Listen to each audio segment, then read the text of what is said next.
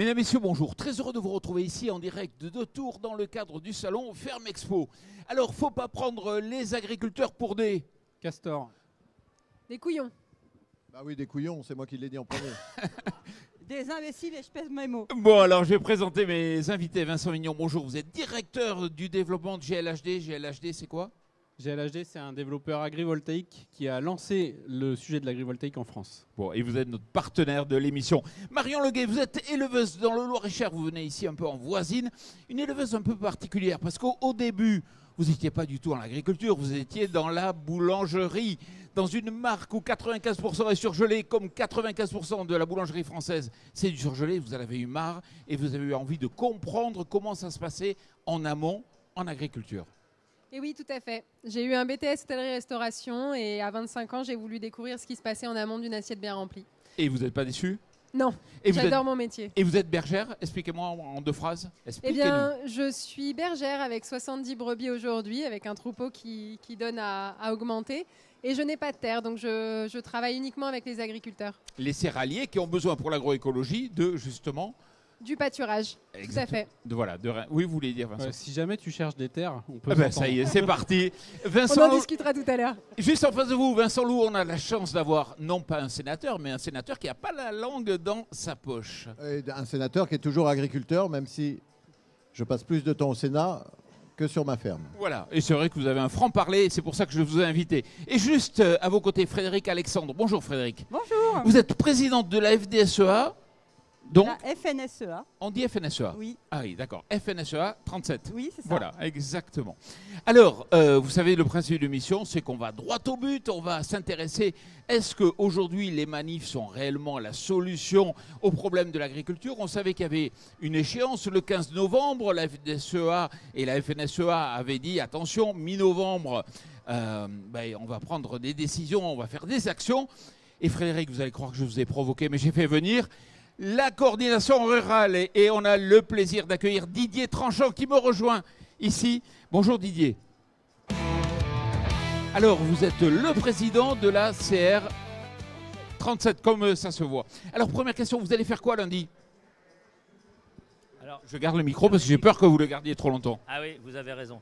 Donc lundi, on va d'abord essayer de finir de récolter, continuer les semis, voilà. Et puis après, quand on sera libre, on va s'organiser pour manifester. Non mais Didier, je rêve, vous n'allez pas faire d'action faute de combattants? Il y a des priorités dans le métier et même si ce qu'on récolte n'est pas vendu très cher, c'est important de le récolter. Et puis aussi pour l'avenir, c'est important de semer. Et comme on n'a pas pu faire tout normalement parce que la météo s'y met aussi, et ben là cette année, on est en retard dans les semis et c'est une priorité. C'est le métier d'abord. Et côté FNSEA. Pas faute de combattants, on a nos combattants qui sont au combat de la météo aujourd'hui, qui sont dans leur champ, en train de semer leur blé, pouvoir récolter aussi les récoltes, les maïs, tout est encore dans le département. Il y a beaucoup de choses qui sont encore debout, donc il y a encore beaucoup de travail. Donc on va travailler sur nos futures manifestations, mais ce ne sera pas une manifestation one-shot. J'étais à la conférence de presse d'Arnaud Rousseau, il a dit attention, on respecte les personnes, les biens, mais on va faire des actions. Chaque département doit décider. Toujours, nos actions sont faites dans le respect des biens d'autrui et des personnes. On n'est pas là on n'est pas des casseurs, on est là pour exprimer nos voix, nos problèmes, qu'on nous écoute. Et on n'a pas vraiment le sentiment d'avoir été écoutés pendant 1 mois l'an dernier. Donc on a des grosses voix. Alors nous les femmes, je crois encore pire. Et la machine va se remettre en route. Vincent, vous avez été pris pour des cons, non? Bah, écoute, on peut peut-être pas dire ça comme ça. On n'a jamais eu un Premier ministre, Attal, qui s'est investi autant sur une problématique agricole. Ça fallait déjà le reconnaître. Après, il a mis en place toute une mécanique administrative, mais qui reste une mécanique administrative où quand le Premier ministre nous dit on a répondu à 90% des demandes des agriculteurs, j'ai envie de dire c'est comme la température. Il y a la température réelle et la température ressentie. Et les agriculteurs, ils ne ressentent pas du tout ça. Et l'agriculteur que je suis, il se dit quand même, oui, on a été un peu pris pour des couillons. Je l'ai dit en direct au Sénat. Aujourd'hui, on est à un virage de l'agriculture où le mauvais temps, les mauvaises récoltes, sur toutes les structures, sur toutes les filières, ça n'arrive jamais. Le vin, les arboriculteurs, tout l'élevage, MHE, on a tout eu cette année. Donc aujourd'hui, on est à un virage et moi je m'emploie à quoi? À bien sûr passer le PLOA en janvier comme c'est prévu, mais il faut rappeler une chose, c'est que ce PLOA, il a été construit pas par Marc Fesneau. En coécriture, il y avait les conseillers de Macron à l'agriculture, dont le fameux Ginet qui avait invité les soulèvements de la terre au salon de l'agriculture. Ouais, au cabinet. Et Marc Fesneau n'a pas eu le choix. Et on avait un PLOA qui parlait de choses très importantes, le fait de produire en France pour la souveraineté alimentaire, mais surtout agricole. Mais on oubliait tout un tas de choses. Donc là, c'est rectifié. On a décidé de déposer avec un sénateur Duplon, Ménonville et moi-même, on a déposé une proposition de loi qui va répondre à toutes les attentes des agriculteurs. Les molécules interdites seulement en France, pas en Europe. Vous voyez, on touche du doigt quelque chose qui fait très mal et 182 sénateurs ont déjà co-signé cette proposition de loi, ce qui est une chose exceptionnelle parce que sur un sujet autant clivant que l'agriculture, on a eu une réponse forte des sénateurs. Mais là, vous forcez la main quelque part au gouvernement. Oui, on assume de forcer la main au gouvernement. Au Sénat, la loi Duplon, Ménonville-Louot, elle passe le 16-17 décembre. On fait fin janvier le PLOA et nous, on a prévenu. Moi, j'ai dit, je ne voterai pas le PLOA si vous n'inscrivez pas la loi Duplon-Louot à l'Assemblée nationale. Et aujourd'hui, on tient le manche. Demain, il y aura des manifestations. Le mal-être ne va pas partir comme ça avec 3 réunions de tracteurs. Donc là, on est au pied du mur. Et vous savez, l'agriculture, c'est l'emblème de notre pays. C'est l'emblème aussi du mal-être de notre pays. C'est l'emblème d'un pays qui est complètement enquisté par des normes et des réglementations qui font que notre bâtiment est en train de mourir, les commerçants sont en train de mourir, l'industrie, on le voit, Michelin est en train de mourir. Donc, et l'agriculture est en train de mourir. Donc si on ne résout pas le problème agricole avec la loi Duplon, on est foutu. Foutu. Je voudrais intervenir parce que c'est encore une loi et celles qui existent, si elles étaient déjà appliquées, ça serait pas mal. Parce que la loi Egalim, on en a déjà fait 3 et on en parle d'en refaire une 4e. Et malgré tout, si elle avait été mise en place comme il faut dès la première fois, et si on dit vous devez acheter du français, vous devez acheter du bio et ça serait fait, il y aurait déjà eu du retour dans nos exploitations. Moi, je suis un libéral. Ça plaît peut-être pas à tout le monde. Vous ne pouvez pas dire je suis libéral pour exporter un tiers de la production française dans d'autres pays et je ne suis pas libéral sur ce qu'on va faire rentrer en France. Bien évidemment, on a un manque de morale aujourd'hui dans notre secteur économique. C'est-à-dire que la préférence française et la préférence européenne n'est même pas respectée par tous les intervenants de la filière alimentaire. Donc oui, vous avez en partie raison. Par contre, vous savez, on va faire Egalim 2, 3, 4 et à la fin, il va y en avoir 15. Mais vous savez, c'est pas pour ça que Elon Musk, il fait des fusées, il n'y a pas 15 étages et c'est pas pour ça qu'elles n'arrivent pas à se reposer à la fin.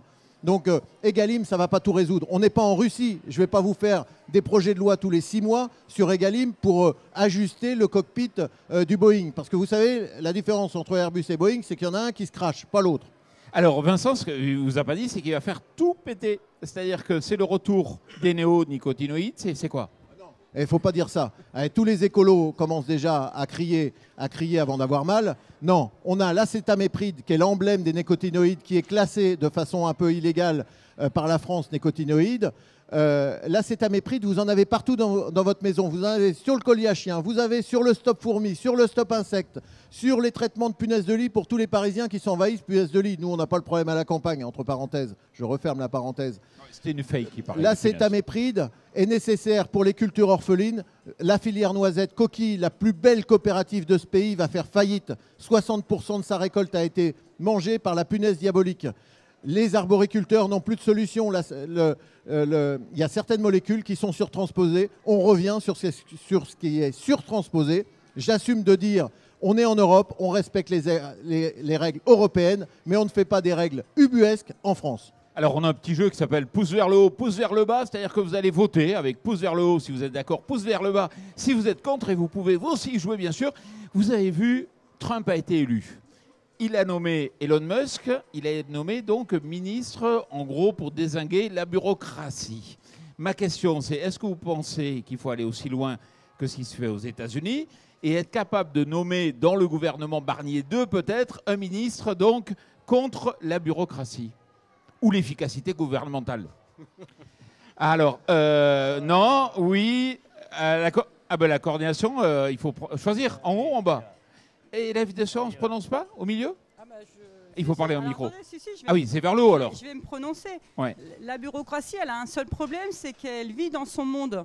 Et moi, j'aimerais bien que la bureaucratie, elle vienne dans notre monde. Moi, l'an dernier, nous avons reçu M. Attal au mois de janvier. Ouais, mais il n'y est plus. Avec, non, mais laissez-moi finir.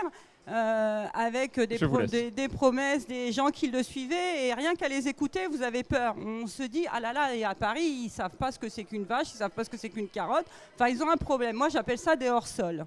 Donc déjà, si cette bureaucratie était moins hors-sol, mais aussi on la voit dans nos bureaux, dans nos départements, il n'y a pas besoin d'aller à Paris. Et déjà, si on leur faisait faire un petit stage en agriculture, en industrie, et qu'ils aient la réalité de nos vies, de nos métiers, de notre travail. Parce que j'avais dit à un journaliste l'an dernier, mais est-ce que vous travaillez 50 heures par semaine pour à peine 500 €? Non, par mois. Par mois. Barry, on se dit, je suis tombé dans une émission populiste. Là, j'ai vu que vous avez mis vers le bas. C'est-à-dire, vous pensez qu'il ne faut pas aller jusque-là? Disons que quand vous parlez de Trump et d'Elon Musk, on en est loin quand même en France, et heureusement, on n'en est pas là, et j'ai pas envie qu'on en arrive là. Maintenant, en effet, je rejoins ma collègue au niveau de la bureaucratie. Aujourd'hui, on est, nous, agriculteurs, on est sur le terrain. Et quand on voit des lois qui sont érigées par des bureaucrates qui ne connaissent pas ce qui se passe sur le terrain, en effet, je pense qu'on a le droit d'être en colère. Ouais, vous avez quand même gagné pas mal de choses. Un seul contrôle, il y a eu quand même une avancée là aujourd'hui. La simplification. La simplification? Oui. Vous l'identifiez comment, vous, aujourd'hui, sur nos exploitations? Je sais pas, le fait d'avoir un seul contrôle au lieu de 17, il y a eu du progrès. Un seul contrôle, on nous l'a sorti la semaine dernière, ou là 10 jours. Au moment où on a dit, là, ça commence à bien faire. On va ressortir notre tracteur, on va se remettre sur les voies. La seule chance de l'État aujourd'hui, c'est qu'on est en retard dans nos champs. C'est ça ce que j'ai envie de vous dire. C'est qu'aujourd'hui, c'est ça ce qui nous tient encore sur nos exploitations. Mais il y a un moment où de toute façon, ça va repartir.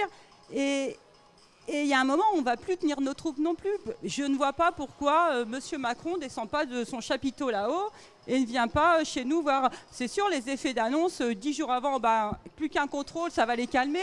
Alors là, ils ont bien tort, ils se mettent le doigt dans l'œil, et Madame la ministre aussi. Et vous savez, c'est comme chez le dentiste. Si on vous arrache les dents tout le même jour, ça fait mal. C'est pour ça qu'on en fait 1 ou 2 par jour. Avoir un seul contrôle, ça peut faire très mal. Si toute l'armée mexicaine se pointe le même jour, non, trêve de plaisanterie. Réellement, un contrôle unique dans l'année sur une thématique, pour nous, c'est un bénéfice. Et surtout, là où je remercie la ministre, c'est qu'elle a introduit le préfet dans cette procédure de contrôle. Et moi, je défends une chose, c'est la décentralisation, c'est les préfets qui prennent en œuvre les services de l'État, la DDT, l'OFB, et tout cet écosystème de contrôle administratif. Donc c'est quand même un pas. Faut quand même pas non plus dire ça avance pas assez vite. Ça ira jamais assez vite. Et je peux vous dire qu'on va en rajouter avec la loi du plomb-louau. Bon. Alors, vous savez que j'ai quelqu'un de très fort à côté de moi. C'est la coordination rurale. C'est dit et tranchant. Je voulais contacter la FDSEA, donc 37. Donc je vais sur Google, comme font tout bon agriculteur qui souhaite se syndiquer. Je tape sur Google FDSEA Indre-et-Loire et je tombe sur quoi? On le voit à l'écran. Coordination rurale, bonjour. Qu'est-ce que vous avez fait? Vous avez payé Google? Vous êtes plus fort que Trump, vous? De façon à ce que quand on appelle la FDSEA, on tombe sur la coordination rurale. C'est quoi cette histoire? C'est juste une histoire, du moins d'histoire. En 69, il y a eu une scission en Indre-et-Loire où la majorité des agriculteurs ont décidé de quitter la ligne de conduite de la FNSEA. Et c'est pour ça que cette majorité est devenue FDSEA. Et c'est ce qui explique que vous avez toujours le numéro. En Indre-et-Loire, c'était UDSEA et maintenant vous êtes vous allez vous faire siphonner les votes, hein?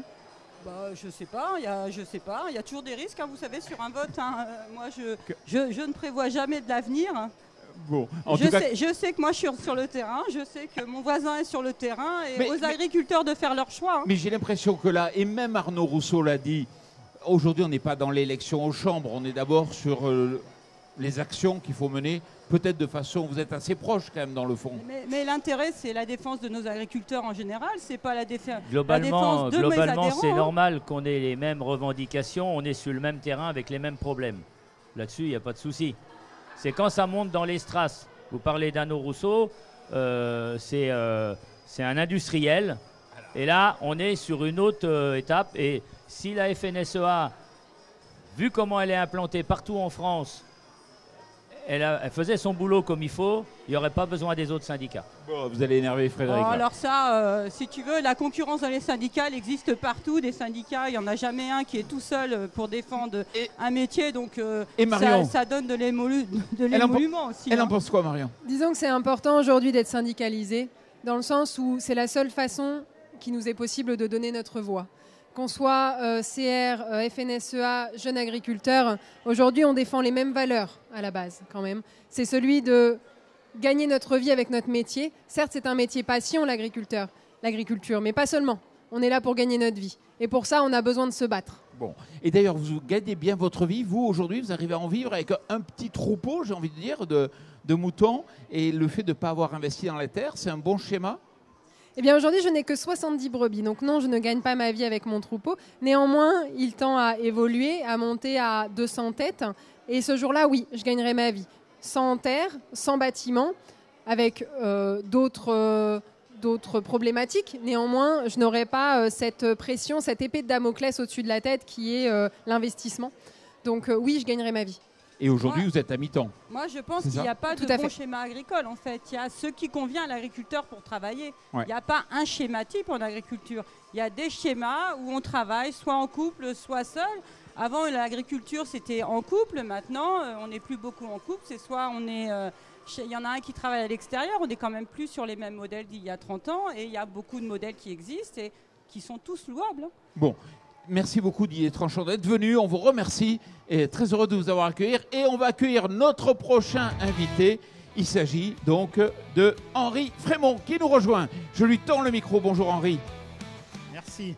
Vous êtes président de la Chambre d'agriculture d'Indre-et-Loire. Il y a un point qui vous énerve, un seul, ça serait lequel? Ben, je ne sais pas. Il y en a tellement. Alors je vais vous en trouver moi. Le Mercosur, allons-y. Le Mercosur. Alors ça reste un peu plus compliqué parce qu'on fait rentrer des produits qui ne respectent pas nos règles. Donc derrière tout ça, c'est notre autonomie alimentaire qui nous a été à laquelle on a tous cru dans la période Covid parce que tous nos consommateurs sont revenus voir les producteurs qui faisaient de la vente directe, qui vendaient des produits dont ils connaissaient le producteur, donc ils connaissaient de la manière dont ça se faisait. Donc on s'est dit c'est bon, l'agriculture française est sauvée grâce à ça. Sauf que ça s'est quand même assez vite perdu. Je regarde Frédéric, parce qu'il fait de la vente directe. Bah oui, on a augmenté de 30 ou 40% le chiffre d'affaires qu'on a reperdu aussi vite, voire pire dans certaines productions quand on parle de l'agriculture biologique où c'est redescendu de 70%. Donc voilà, c'est la souveraineté alimentaire qu'on nous a vendue, auquel aujourd'hui, on ne répond pas, soyons clairs, on ne répond pas. Aujourd'hui, l'agriculture française, je pense que dans tous les autres pays du monde, elle est reconnue comme l'agriculture la plus vertueuse, une des agricultures au monde la plus vertueuse. Et en France, on a un certain nombre d'associations, de fous, de menteurs, de faiseurs de peur, qui nous expliquent que l'agriculture française est catastrophique. Et là, ça, c'est inadmissible. Et je vais un peu plus loin. Et en plus, c'est financé. Souvent, ces associations sont financées par de l'argent public. Et je me dis que par le temps qui court, on nous explique qu'il n'y a plus d'argent public. Ben là, il y a des économies à faire, faciles à faire. S'il y a un point positif dans le débat de Mercosur, c'est que j'ai appris qu'on mangeait du veau aux hormones déjà, qui était déjà importé. C'est quand même fou, ça. Ah ben, c'est sûr que dans l'accord du Mercosur, il y a une partie de l'accord où on essaye de, on va dire, de caractériser un peu plus ce qui rentre, parce qu'il y en a déjà une partie qui rentre déjà. Dès aujourd'hui, quand on consomme, on consomme déjà, rentre, puisque le Brésil n'a pas pu prouver l'inverse. Voilà. De toute façon, le poulet de 35 jours qui est consommé pratiquement partout dans la restauration collective, il n'est pas produit en France, puisque en France, c'est des normes de bien-être animal qui nous sont interdites. Donc de toute façon, ce poulet-là, il vient obligatoirement du Mercosur, déjà de ces pays-là. Aujourd'hui, on donne quand même à nos enfants du poulet élevé 35 jours sous antibiotiques qui provient du Brésil, qui est moins cher que le poulet élevé français, et on donne ça à nos enfants. Et là, ça n'interchoque personne. Ben Tout si. va bien. C'est la folie. C'est-à-dire qu'on s'était dit le monde d'après, le Covid, tout ça, etc. Et c'est pire qu'avant. Les avions sont pleins. On mange du veau aux hormones. Enfin, c'est n'importe quoi. Est-ce qu'on peut être quand même optimiste ou est-ce qu'on a l'impression que la présidente de la Commission va couper l'accord en deux, hop, hop, hop, et on va imposer le Mercosur? Moi, vous savez, j'ai été le seul sénateur à défendre les accords du CETA parce qu'on n'avait pas de viande qui était importée, 23 tonnes de bison l'an dernier importées. Un accord qui était très favorable parce qu'on achetait du pétrole, 48% de l'accord, c'était des produits pétroliers. Et je préfère acheter mon pétrole au Canada que certains pays douteux comme notamment la Russie. Le Mercosur, ce n'est pas du tout la même chose. C'est là où je n'ai pas la même vision de notre souveraineté alimentaire. Vous avez le mastodonte Mercosur et le mastodonte Ukraine. Et aujourd'hui, le Mercosur, factuellement, si on le regarde, il faut le signer. Pourquoi il faut le signer? Parce que l'agriculture, c'est 3% de l'accord.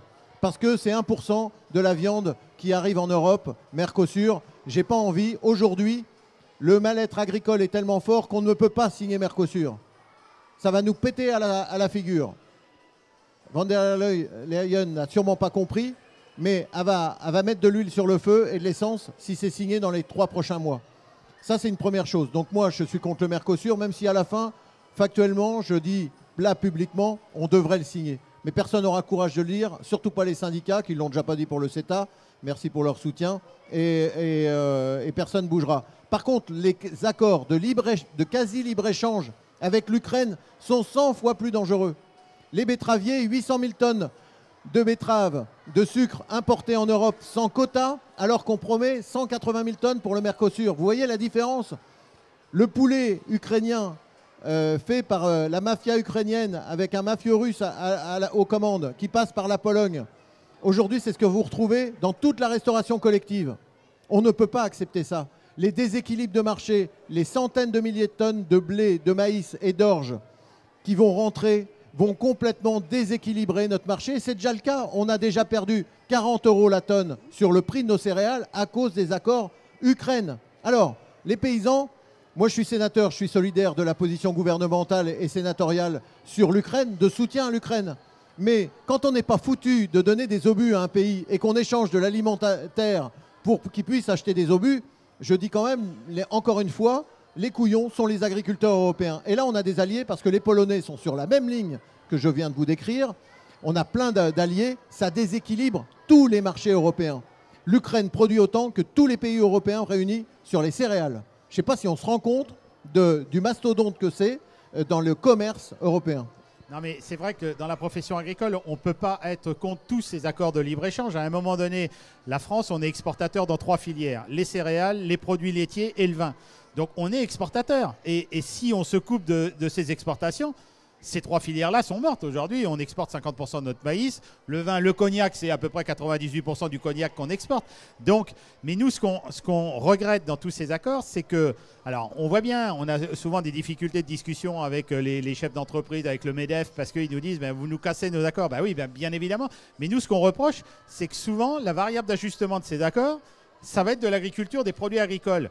Ça pourrait être autre chose. Je ne sais pas si on ne peut pas trouver que ça soit autre chose. Et pourquoi on sort des élections européennes? On n'en a jamais parlé pendant les élections européennes de cet accord qui était soi-disant formidable. Pourquoi on attend 15 jours avant le saut de la barrière de commencer à parler des problèmes dans ce pays?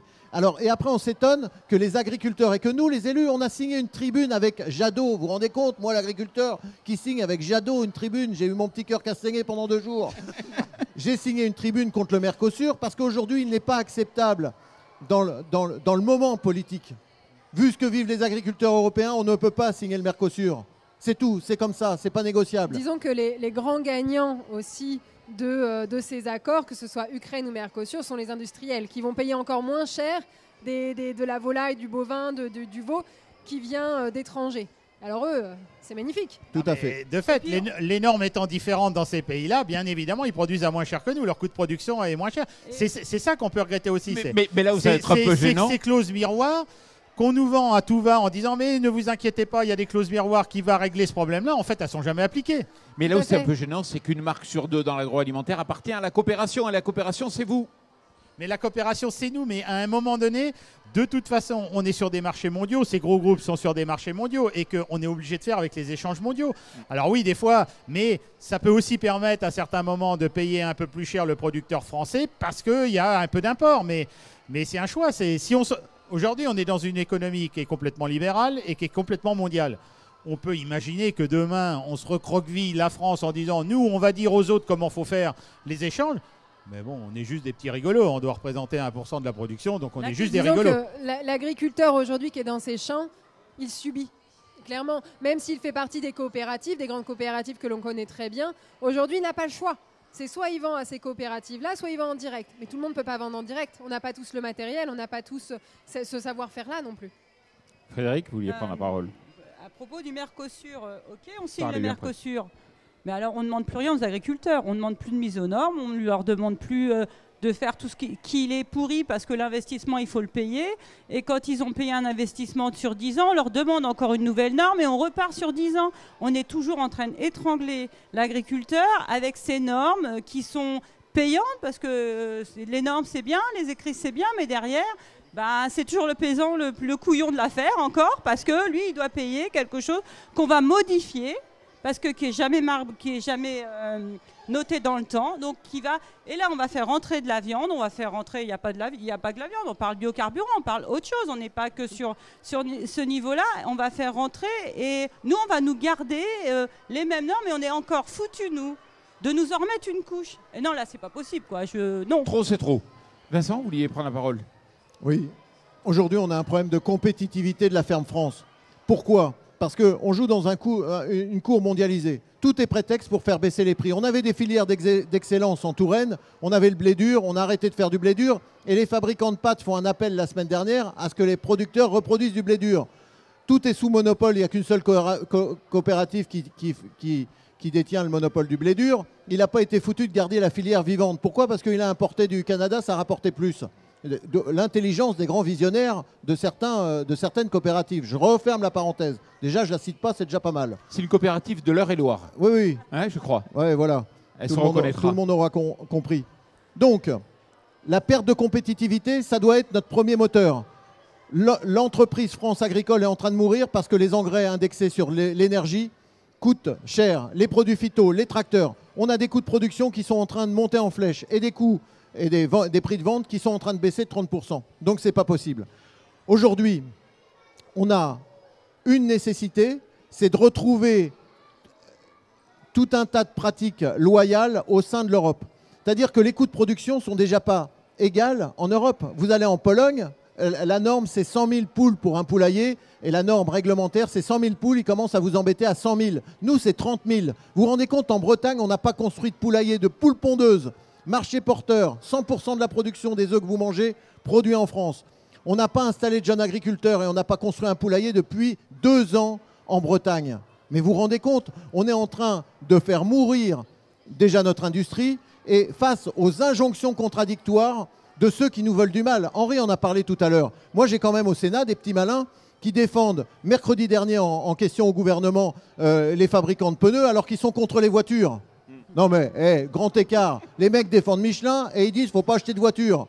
C'est des décroissants. Ce sont des décroissants. Les écologistes. Oui, mais ce sont des décroissants. C'est pire que l'écologie. Parce que l'écologie, vous abîmez l'image de l'écologie en traitant des gens qui sont décroissants d'écologistes. Vous abîmez les écologistes. Aujourd'hui, les décroissants, c'est ceux qui nous ont fait croire que le nucléaire servait à rien et qu'on plantait la filière nucléaire. C'est ceux qui portent atteinte à toute l'économie de notre pays pour, au bout du compte, se passer quoi? On importe tout de l'étranger. Bonne nouvelle, j'ai la solution par rapport au Mercosur. Je vais vous la... Enfin, c'est pas moi qui ai la solution. C'est Julien Dive, c'est un ami d'ailleurs parlementaire de Vincent. Il dit c'est très simple. Alors vous allez m'expliquer, mais le CETA, en fait, il doit être ratifié au Sénat. Et il dit bon, on peut faire du chantage. C'est-à-dire, on va voir l'Europe, on dit attention l'Europe, si vous scindez l'accord en deux, si vous nous imposez le Mercosur, dans ce cas-là, le Sénat sera contre l'application de CETA. Bon, il faut arrêter de se mentir sur tout ça. Les petites ficelles et les grosses bidouilles de Julien, que j'apprécie beaucoup, ça ne va pas suffire. Au Sénat, on a déjà voté contre le CETA. Ça s'est passé au mois de novembre dernier. On a voté contre. Si on veut pouvoir ratifier le CETA, il faut qu'il revienne à l'Assemblée nationale. Donc, il n'y a pas de majorité, c'est un foutoir sans nom, ils se haïssent tous à l'Assemblée nationale. Le CETA est déjà en route. Il manque les accords de chaque pays, mais il est déjà en route depuis 15 ans.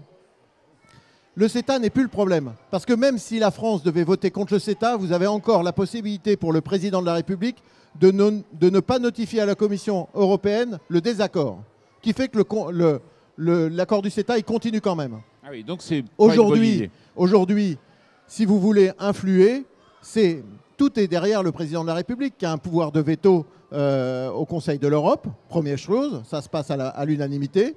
Deuxième chose, après, s'il y a une séparation en deux, mais vous vous rendez compte, les Français, tout seuls, peut-être avec les Polonais et un ou d'autres pays, vont faire appel de la décision européenne. Mais on passe pour qui? On passe pour des couillons, les Français. On passe pour les Gaulois qui sont contre la logique. Donc, j'ai envie de dire, vous savez, les agriculteurs, ça c'est comme les intempéries. On va se les prendre. On va se les prendre. Malheureusement, j'aimerais pouvoir avoir un espoir. Mercosur va être ratifié parce qu'il y a des enjeux qui nous dépassent tellement tous. Et on va être encore la variable d'ajustement. Les clauses miroirs n'existent pas. Les variables d'ajustement, ça sera toujours nous. Donc le seul moyen, c'est le retour à la préférence communautaire et à encore plus d'Europe pour nous protéger de tout ça. Non, mais je pense qu'il y a aussi toute une population dont on n'a pas parlé là, mais c'est aussi le consommateur français. À un moment donné, c'est à lui de faire les bons choix. Il a à aller chercher d'où viennent les produits qu'il achète. Et ces accords-là, à un moment donné, si le consommateur français il les achète pas, c'est pas grave qu'ils soient signés ces accords-là. De toute façon, ça ira dans d'autres pays d'Europe ou je sais pas trop où. Mais l'enjeu, il est quand même chez le consommateur français qui doit absolument regarder d'où provient sa production, qui doit aller jusqu'au bout en nous imposant, en nous demandant qu'on ait des contrôles sanitaires, qu'il y ait du bien-être animal en France et toute la réglementation qu'on a en France. On n'est pas forcément contre cette réglementation, nous, mais il faut que ça nous serve à quelque chose. Et le consommateur, il doit derrière toute cette réglementation qu'on accepte, parce qu'autrement, de toute façon, on est contrôlé, on est pénalisé, il faut qu'il la valorise. Et c'est lui qui doit la valoriser. Alors, Marion. La problématique du consommateur français aujourd'hui, c'est que malheureusement, il n'a pas l'argent. Et qu'aujourd'hui, il y a encore énormément, il y a de plus en plus de personnes qui regardent le prix avant de savoir si c'est produit français ou pas. Et là, on a une vraie problématique. Alors, moi qui fais de la vente directe, moi je regarde beaucoup les prix aussi dans les grandes surfaces. Non, ce que le consommateur ne sait pas, c'est que le produit il est moins cher chez l'agriculteur qu'à la grande surface. C'est surtout ça le problème. Il croit que parce qu'il va venir aller dans un magasin de producteur, aller chez un producteur, ça va lui coûter plus cher. Mais en fait, s'il regarde, moi j'ai toujours l'habitude de dire, et j'ai élevé mes enfants comme ça en leur disant, quand on achète quelque chose, on regarde le prix au kilo et pas le prix de la pièce. Effectivement, un poulet, moi je fais des poulets, donc un poulet, tu peux l'acheter 9 € en grande surface, mais il va faire 1 kilo. Et quand ils viennent chez moi, ils vont prendre 1,8 kg, ouais, il va faire 15 €, mais ils vont manger plus sur le repas. Donc il suffit aussi de les éduquer un peu. Il y a un temps aussi, nous les agriculteurs, on a fermé nos fermes parce qu'il ne fallait pas dire ce qu'on faisait, parce que.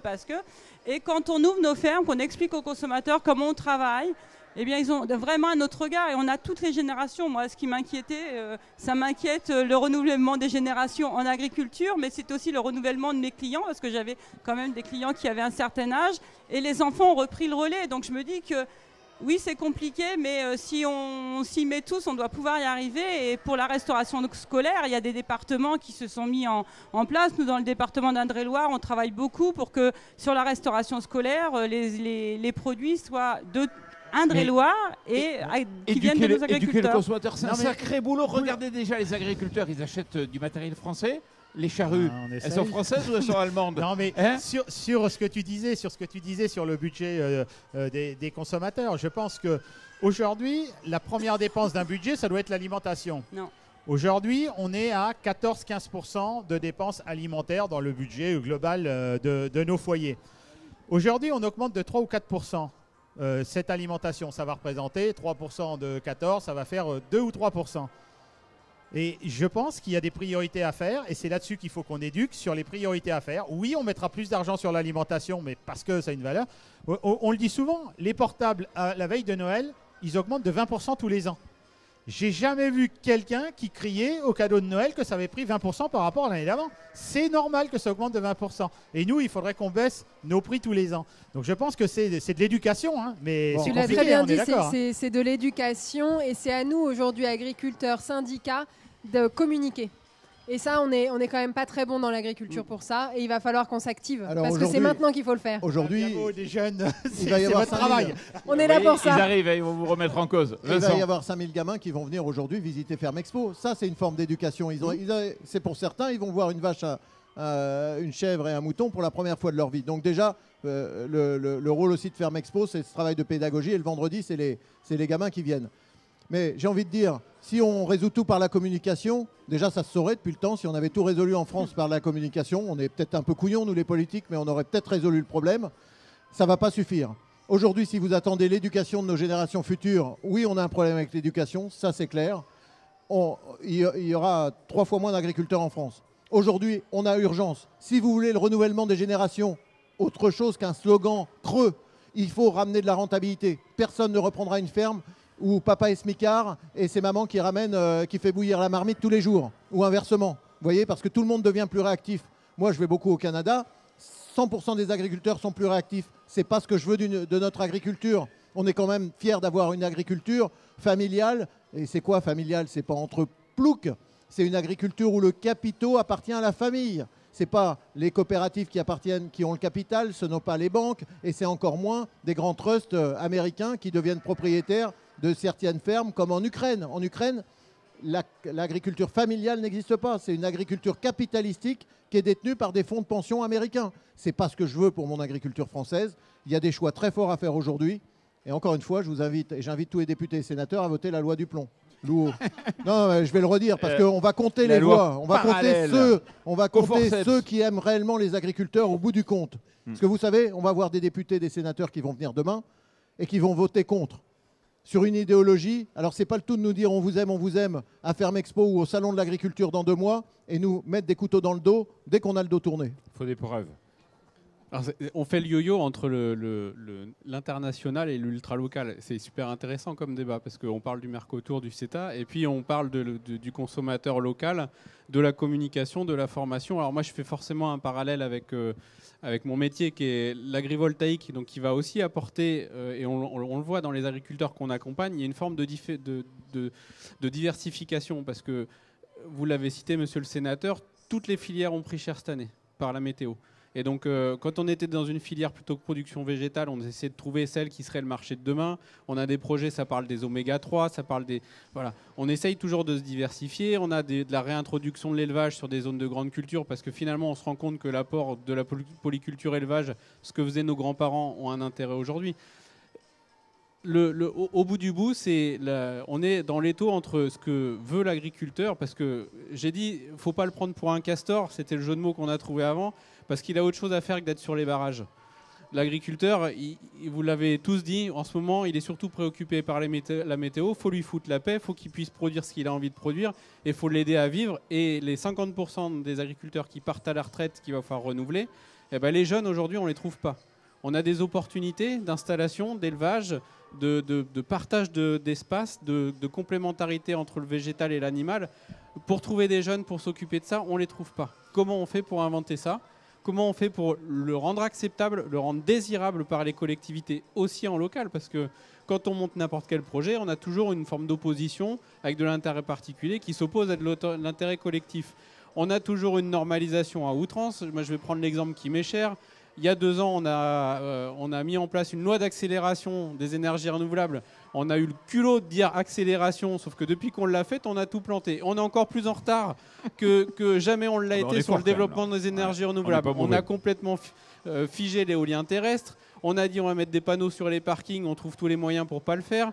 On a dit on veut faire de l'agrivoltaïque depuis qu'on a un décret. Eh ben, les services de l'État sont complètement perdus pour savoir ce que c'est. D'une CDPNAF à l'autre, il n'y a pas un département qui se ressemble. Bref, on a tout mis sur la table pour que rien n'avance. C'est magnifique. Eh mais entre tout ça, le fait qu'on va avoir le Mercosur, ça va plomber l'émission. Mais justement, pour finir, on a une note positive comme toujours. En tout cas, merci beaucoup Henri d'être venu ici. Je vous laisse regagner et j'accueille Nicolas Mereghetti qui est maréchal ferrant Il est ici sur le salon. Il nous montre en direct, Nicolas, si vous voulez bien, vous mettre. Vous êtes jeune, vous êtes maréchal Ferrand. Vous gagnez bien votre vie et vous dites Bonjour. il faut venir bosser dans votre secteur. Expliquez-moi. Alors il faut venir bosser dans mon secteur, mais comme d'autres secteurs. Aujourd'hui en Touraine, on a la chance d'avoir beaucoup de maréchaux, beaucoup de chevaux aussi, beaucoup d'écuries, de centres équestres, de pensions qui ouvrent tous les ans. On a eu la chance cette année d'avoir une formation en CAPA maréchalerie qui s'est ouverte à l'agrocampus agricole de Fondette avec un formateur qui est maréchal Ferrand et confrère. Voilà, Donc super. Super, ouais. Alors vous êtes passionné de cheval à la base, vous aimiez bien le travail manuel, puis à un moment donné vous avez dit ben hop, on va faire la jonction entre les deux. Exactement. Comment on part d'un bout de fer comme cela pour en faire un fer comme celui-ci? Justement, on a été faire quelques images sur votre stand. Expliquez-moi un peu comment on fait. C'est vrai qu'aujourd'hui, on achète les fers. On les achète, c'est beaucoup plus simple, ça prend beaucoup moins de temps. Donc on les achète déjà confectionnés, ce qu'on appelle un fer mécanique, c'est ce que vous tenez dans la main. Donc ils sont usinés, il y a plusieurs marques qui viennent de on différents voit les pays. images en même temps. Voilà. Et donc là, mon confrère Arthur Delozon est en train de forger un fer comme à l'ancienne. Donc on part d'un lopin de fer, une barre droite, et on va faire toutes les étapes de forge jusqu'à arriver au fer à cheval complet. Donc on le voit refouler la barre, la cintrer, faire les étapes de rainure et d'étampage pour arriver au fer fini et prêt à poser. Et quand on pense qu'en France, on a eu la folie d'externaliser le Doliprane ou d'autres choses en Chine, comment ça se fait que les fers, on ne les fait pas en Chine? Alors c'est une bonne question. J'avoue que cette marque-ci est confectionnée en Hollande. Il y a une autre marque aussi qui est confectionnée en Allemagne. Je ne sais pas si les Chinois ont leur propre marque, mais en tout cas ceux-ci viennent d'Europe. En tout cas, c'est vous qui les faites. Ça coûte combien des fers comme ça pour, Alors un fer usiné acheté aujourd'hui, c'est 2,50 € en moyenne par pièce TTC. Voilà, il faut combien de temps pour faire un fer? Alors pour en forger un, donc partir de ce lopin de fer, il faut en moyenne une demi-heure, une petite demi-heure. Ouais. Et aujourd'hui, vous avez plein de boulot parce que c'est vrai que le maréchal Ferrand, il avait un peu disparu là depuis les années 80 et aujourd'hui. Alors voilà, il y a une période un petit peu creuse. C'était un métier un petit peu perdu où il y avait beaucoup moins de monde. Aujourd'hui, ça revient quand même en masse. Il y a énormément de centres. On a la chance d'avoir beaucoup de centres de formation en France. Il y en a une petite vingtaine. Je n'ai pas les chiffres exacts, mais il y en a une petite vingtaine. Et voilà, donc j'ai pas les chiffres exacts non plus, mais on est à peu près 3000 à être installés en France, 3000 professionnels, pour à peu près 1 million d'équidés. Donc il y a du travail pour tout le monde. Il y a une centaine de jeunes qui sortent d'école par an. Donc voilà, c'est un métier qui revient. Il y a des régions où voilà, le rapport cheval-maréchal, donc il y a plus de chevaux que de maréchaux. D'autres régions à l'inverse, mais oui, il y a du travail pour tout le monde. C'est un métier qui est physique. C'est un métier qui est assez physique. Il faut tenir sur le long terme. Enfin, faut se projeter quand même jusqu'à la retraite, hein, mais en tout cas essayer. Voilà, on soulève quand même des charges assez lourdes toute la journée. Ça dépend le nombre de chevaux qu'on fait à la journée, mais c'est assez physique et pas besoin d'avoir un gabarit de rugbyman pour forcément. Voilà, on a l'image du maréchal Ferrand qui est quand même assez costaud voilà, d'autrefois. Voilà, aujourd'hui, on a aussi la chance d'avoir des produits et des installations de véhicules qui sont plus ergonomiques qu'auparavant. Voilà, on a pas mal de choses qui nous aident au quotidien à se préserver et à prolonger la carrière sur le long terme. Et toute dernière question de l'émission, est-ce que ça paye bien? Est-ce que ça nourrit son homme? Est-ce que pour les jeunes qui nous écoutent, faut y aller? Alors voilà, ça paye bien, enfin en tout cas j'arrive à en vivre de mon côté. Chaque maréchal Ferrand a ses propres tarifs selon les régions, selon les chevaux qu'ils font, si c'est des chevaux de course, des chevaux de concours, de selle. Voilà, donc moi en tout cas de mon côté j'arrive à en vivre. Ça dépend le nombre de chevaux qu'on fait aussi à la journée, mais oui, n'importe qui, bien formé et ayant la clientèle Il faut y aller. nécessaire. Voilà, il faut y aller. Quelqu'un qui est un jeune motivé par le travail manuel et par la passion des chevaux, parce que c'est avant tout un métier de passion. Voilà, il y a du travail pour tout le monde. Il y a énormément de patrons qui recherchent d'apprentis. Il y a énormément d'apprentis qui recherchent des patrons. Aujourd'hui, on a la chance aussi d'avoir les réseaux sociaux, des groupes pour justement échanger, des annonces, des offres d'emploi. Donc il y a du travail pour tout le monde et il y a beaucoup de recherche. Ouais. Voilà, il faut le rejoindre, il faut nous rejoindre. Voilà. Nicolas Merighetti, merci beaucoup d'être venu ici pour témoigner. Aussi, merci Frédéric Alexandre, merci Vincent Louot. Merci à vous. Et on compte sur vous pour la fameuse loi. Je voulais quand même préciser que malgré tout, on a un très beau métier. Mais bien sûr. Parce qu'on a parlé de nos heures grises, nos heures noires, mais malgré tout, ça reste un métier passion et c'est un très beau métier. C'est un beau métier et qui a du sens. Qui a du sens et il faut un métier d'avenir. Et on l'espère que ce soit un métier d'avenir. Et on à espère nous, les parlementaires, de leur apporter des solutions. Des solutions. Donc on va y aller massivement. Et on compte sur vous. Marion Leguet, merci beaucoup. Et puis longue vie à votre entreprise. Merci beaucoup. Et puis merci Vincent Vignon d'être venu ici. Et surtout, merci à vous d'avoir suivi cette émission. Il ne faut pas prendre les agriculteurs pour des...